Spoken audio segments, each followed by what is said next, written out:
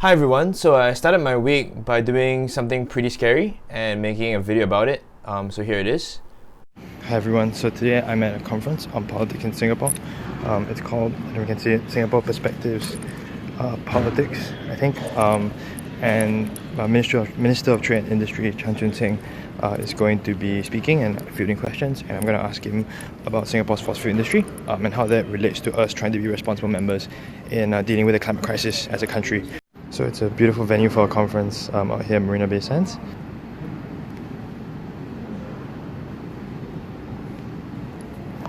I'm pretty nervous, but fingers crossed that it goes well. But I know how tough it is to master one language, if not two, and definitely more difficult than three. I myself went through this. I think three statements that comes out what the AGC thinks and what the Parliament thinks. So I hope that we have some clarity over that. Thank you. Good evening, Minister. Thank you for your time today. I'm Aidan. I'm a student from Yale US College, and I'm also a member of SG Climate Rally.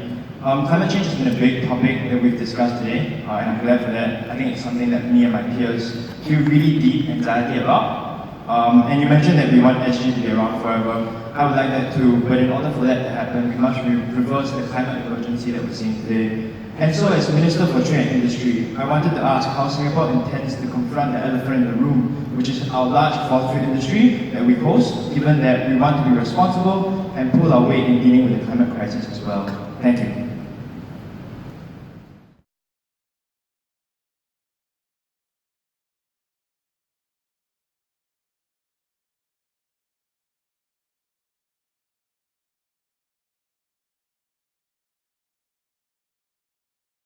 Now, finally, your question is that, are we thinking of a post-fossil fuel future? Yes, we are. Because we know where the trend of the world is going, right? We are just one small part of the global economy. Many of the big companies, be it ExxonMobil, be it Shell, and so forth, they are all thinking of a future beyond fossil fuels. How fast we can get there? It all depends on how fast we are able to adopt those technologies. But are we thinking about it? Yes, certainly. But when the time comes, it will mean that our economic structures will fundamentally be quite different. It means that the type of jobs that we can create for our own people will be quite different. And all this will not be able to be done overnight, because as you shift the industry structure, we must have a care about the jobs that are being displaced. And these are jobs that many of our people are working in. So yes, we are looking at that, and we are thinking of how to make sure that we insulate ourselves against all these difficult problems that will come and confront us. But we can all do something to unlock that energy and carbon puzzle that confronting us today. Okay, let me take it. Alright, so we just heard his response. To be honest, a lot of it is the usual spiel. It's a lot of what we've heard before. But I would say that I think the last part really is very promising.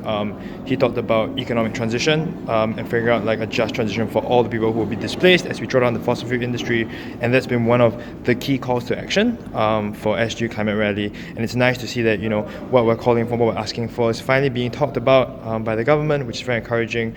And I think it's a sign that if we keep asking these things to people in power, we keep putting forward these sorts of narratives, these sorts of stories, these sorts of demands, we will eventually be able to get where we need to be. And it's a slow process, but it's a process of holding our leaders accountable and continuing to ask these sorts of questions in a public space. So I wanted to talk about that experience briefly and share more of my thoughts about it.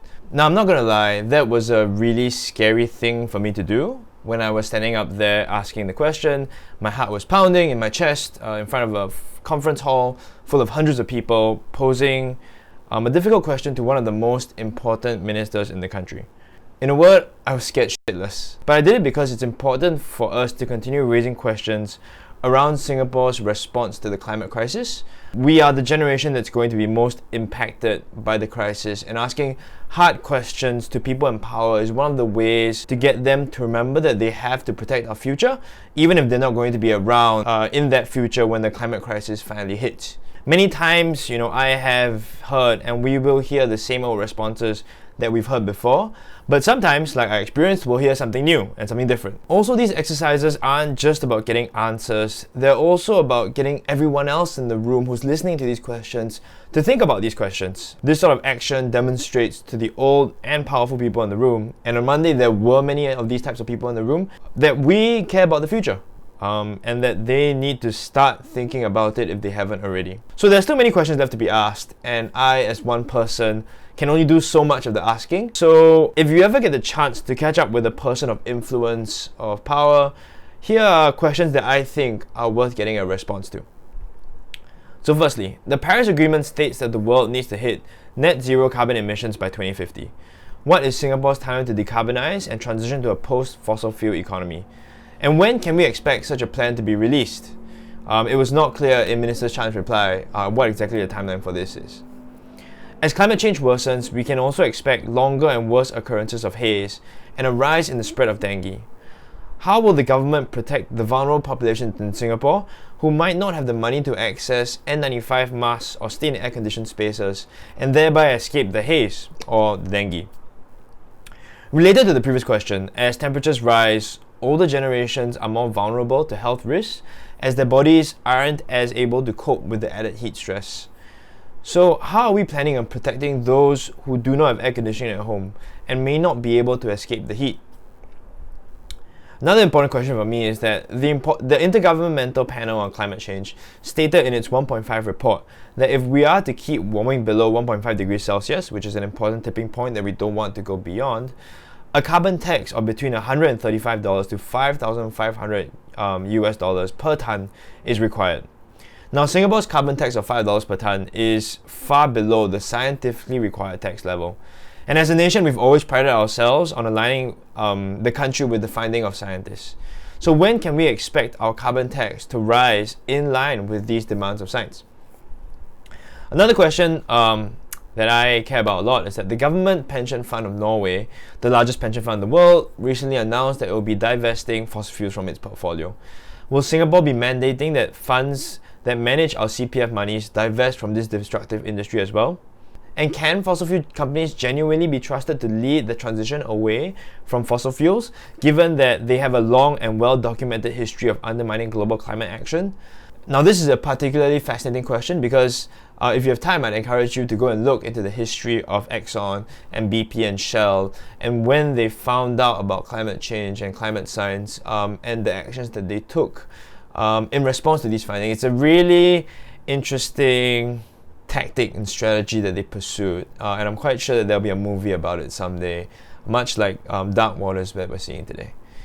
Okay, next. Is the government's strategy to climate change too focused on adaptation at the expense of thinking about mitigation? And most importantly, the billion-trillion-dollar question, where will the government be raising money to implement these climate mitigation and adaptation measures? Are our fossil fuel companies paying enough tax given the climate change causing business that they do?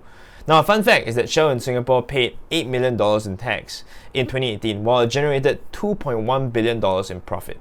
So my math is correct, and it might be wrong. That means that Shell paid about 0.3% in tax. They do say that they create local employment and strategic business partnerships, etc., etc. And I leave you to decide how you feel about that and how you feel about these numbers. So there are a lot more questions that we need to ask outside of these questions, and they're all not easy questions. I do not expect everyone to have the answers for all of these. I mean, I personally don't know what the answers to many of these questions are. But I know that these are important questions to ask. We want to have the chance to prepare good answers to them, both individually and as a country.